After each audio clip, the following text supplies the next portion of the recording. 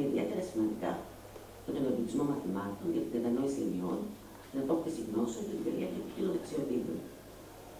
Γι' αυτό και πολλοί ερευνητές υποστηρίζουν και την αναγκαιότητα επισκέψεων σε μουσεία και την αξιοποίηση υλικού μουσείων μέσα στο σχολείο. Στο ελληνικό εκπαιδευτικό σύστημα δεν παραλείπεται, ειδικότερα τα τελευταία χρόνια το ΔΕΠΣ και η διαθεματικότητα δίνουν πάρα πολλές δυνατότητες στους εκπαιδευτικούς για την ένταξη της μουσικής εκπαίδευσης μέσα στον χώρο του σχολείου και εκτός και εντός. Και ανάλογα το διαφοροποιημένο ΔΕΠΣ και τα αναλυτικά προγράμματα σπουδών για τους μαθητές επισημαίνουν την αναγκαιότητα επισκέψεων σε μουσεία. Και ενδεικτικά να αναφέρω στο μάθημα της γλώσσας, αναφέρει χαρακτηριστικά ότι επειδή ακριβώς ο πολιτισμός και η παράδοση είναι πολύ πλατιές έννοιες, και οι επισκέψεις σε μουσεία πρέπει να είναι συχνότατες και μάλιστα με προεργασία πριν και μετά τις επισκέψεις. Με βάση λοιπόν όλα τα παραπάνω και με βάση το γεγονός ότι δεν υπάρχουν έρευνες για τον τρόπο με τον οποίο αξιοποιείται εκπαιδευτικά το Μουσείο Μαθητές Μεταβίβασης, και στο πλαίσιο μιας συνολικής αντίληψης της πρόσβασης και της εκπαίδευσης, προχωράμε στην έρευνά μας, η οποία μέχρι στιγμής κινείται μεθοδολογικά σε δύο τόνους, στα μουσεία και στα σχολεία.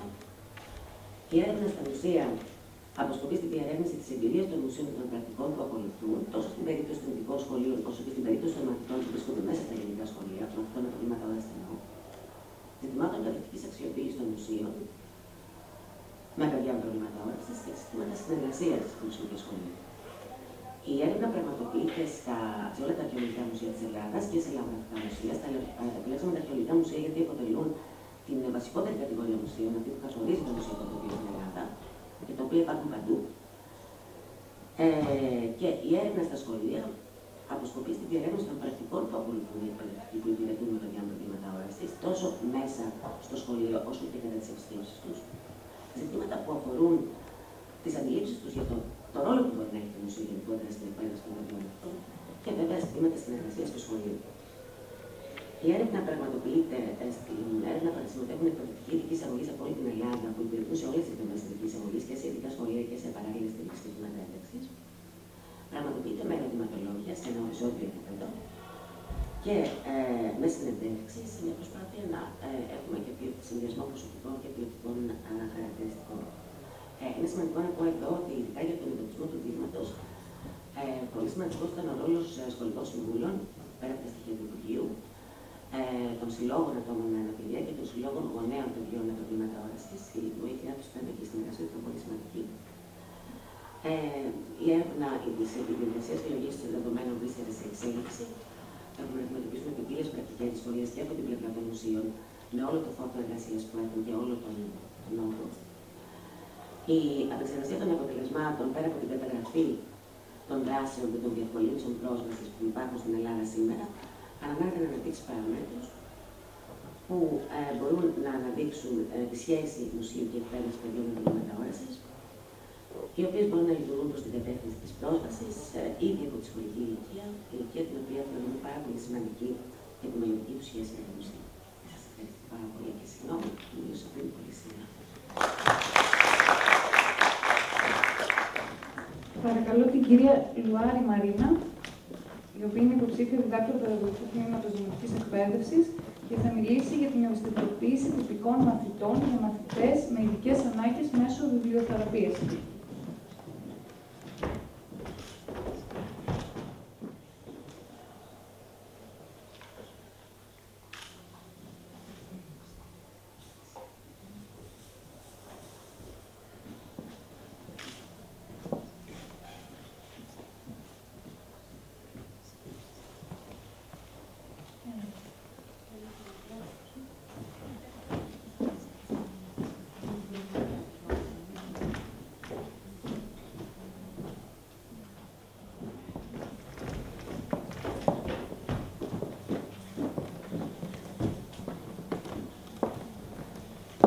Καθώς το σχολείο αποτελεί σημείο συνάντησης και συνύπαρξης όλων των μαθητών, ο ρόλος που έρχεται να παίξει σε αυτό το σημείο είναι καταλυτικός.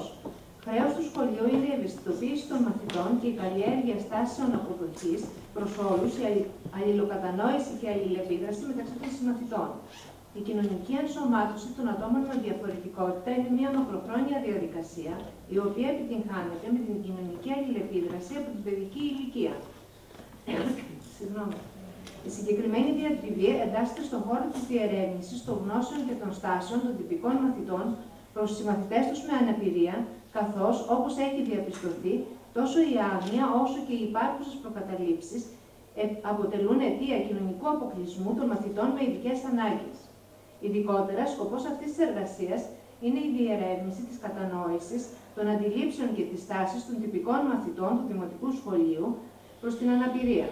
Η υλοποίηση παρέμβασης στην 4η και 5η τάξη με εργαλείο παιδικά λογοτεχνικά βιβλία και στόχο την αύξηση της κατανόησης και την τροποποίηση τυχόν αρνητικών στάσεων και αντιλήψεων προς την αναπηρία. Από πολλούς ερευνητές έχει επισημανθεί ότι βασικός παράγοντας επιτυχούς ένταξης αποτελεί η αποδοχή των μαθητών με αναπηρία από τους τυπικούς συμμαθητές τους και η μεταξύ τους θετική αλληλεπίδραση, καθώς η μη αποδοχή δημιουργεί προβλήματα συμπεριφοράς και συναισθηματικά προβλήματα, η παρουσία των οποίων έχει αρνητικά αποτελέσματα τόσο στην επίδοση αυτών των παιδιών, όσο και στην προσαρμογή τους. Αντιθέτως, η αποδοχή και η φιλία προλαμβάνει τα προβλήματα συμπεριφοράς, συμβάλλει στην επιτυχή ένταξη των μαθητών με αναπηρία στις γενικές τάξεις και συντελεί στην κοινωνική και συναισθηματική τους ανάπτυξη. Τα αποτελέσματα διαφόρων ερευνών που αφορούν την ένταξη των μαθητών με αναπηρία στις γενικές τάξεις είναι διφορούμενα. Μερικές έρευνες καταλήγουν στο συμπέρασμα ότι η ένταξη έχει θετικό αποτέλεσμα στη στάση των τυπικών μαθητών, ενώ άλλες δείχνουν ότι ίσως έχει αρνητική επίδραση. Συνολικά, η έρευνα αποδεικνύει ότι οι γνώσεις και οι στάσεις των τυπικών μαθητών μπορεί να τροποποιηθούν θετικά με προσεκτικά σχεδιασμένες παρεμβάσεις, οι οποίες μπορούν να πραγματοποιηθούν στην τάξη. Ως εκ τούτου, σχεδιάσαμε και εφαρμόσαμε παρέμβαση με σκοπό την ενημέρωση των μαθητών του Δημοτικού Σχολείου σε θέματα που αφορούν την αναπηρία, αφού πρώτα αξιολογήσαμε τις γνώσεις που έχουν για αυτό το θέμα και διερευνήσαμε τις τάσεις τους προς τα άτομα με αναπηρία. Τελικός στόχος της παρέμβασης ήταν η τροποποίηση των τυχόν αρνητικών στάσεων και η αποδοχή από τους τυπικούς μαθητές των συνομιλίκων τους με αναπηρία. Ως μέσο για την υλοποίηση της παρέμβασης χρησιμοποιήθηκαν 3 παιδικά λογοτεχνικά βιβλία με θέμα την αναπηρία, γιατί το αντικείμενο της λογοτεχνίας είναι οικείο τόσο στους εκπαιδευτικούς πρωτοβάθμιας εκπαίδευσης, όσο και στους ίδιους τους μαθητές. Επιπλέον, μέσω της μυθοπλασίας τους δίνεται η δυνατότητα όχι μόνο να εκφράσουν αβίαστα τις εμπειρίες και τις ανησυχίες τους, αλλά να ζήσουν και καταστάσεις της πραγματικότητας. Εν κατακλείδη, θεωρούμε ότι η υλοποίηση του παραπάνω προγράμματος είναι σημαντική όχι μόνο ως μια ερευνητική πρόταση, αλλά ως πρόταση που μπορεί να εφαρμοστεί και να ενταχθεί στο σχολικό πρόγραμμα και με τις ανάλογες κάθε φορά τροποποιήσεις να καλύψει ένα ευρύ φάσμα περιπτώσεων για την τροποποίηση της συμπεριφοράς των μαθητών προς κάποιον συμμαθητή τους με κάθε είδους διαφορετικότητα. Η παρούσα έρευνα αποτελεί συνδυασμό ποιοτικών και ποσοτικών μεθόδων. Περιλαμβάνει ημιπειραματικό σχέδιο με αξιολόγηση πριν και μετά την εφαρμογή του προγράμματος, ομάδα ελέγχου και πειραματική. Παρατήρηση και καταγραφή των συμπεριφορών των μαθητών κατά την εφαρμογή του προγράμματος, καθώς και συνεντεύξεις με επιλεγμένο αριθμό μαθητών μετά την εφαρμογή του προγράμματος. Αναλυτικότερα, η έρευνα αποτελείται από 2 φάσεις. Κατά την πρώτη φάση δίνεται το ερωτηματολόγιο στο σύνολο του δείγματος και στη συνέχεια επιλέγονται 8 τμήματα στα οποία θα πραγματοποιηθεί η παρέμβαση. Από αυτά, 4 αποτελούν την πειραματική ομάδα και 4 την ομάδα ελέγχου. Το δείγμα της παρούσας έρευνας αποτελούν 364 μαθητές γενικών σχολείων ηλικίας 9 έως 12 ετών, στα οποία δεν υπάρχει μαθητής με αναπηρία, ώστε να αποφευθεί η προηγούμενη επαφή. Από αυτούς, 75 μαθητές αποτελούν την ομάδα ελέγχου και 75 την πειραματική. Επιλέχθηκε η συγκεκριμένη ηλικιακή ομάδα γιατί σύμφωνα με τη βιβλιογραφία τα παιδιά αυτής της ηλικίας δεν έχουν ακόμα διαμορφώσει σταθερή στάση προς τα άτομα με αναπηρία, ενώ καθώς προχωρούν προς την εφηβεία, η στάση τους θρέπεται προς αρνητική, παγιώνεται και πολύ δύσκολα αλλάζει. Λαμβάνοντας υπόψη το τρισδιάστατο μοντέλο των στάσεων, το οποίο περιλαμβάνει το γνωστικό και συναισθηματικό στοιχείο, καθώς και της συμπεριφοράς, Στοιχεία τα οποία θεωρούνται παράγοντες διεργασίες που διαμορφώνουν τις τάσεις, θα χρησιμοποιήσουμε εργαλεία που έχουν σχεδιαστεί για να μετρούν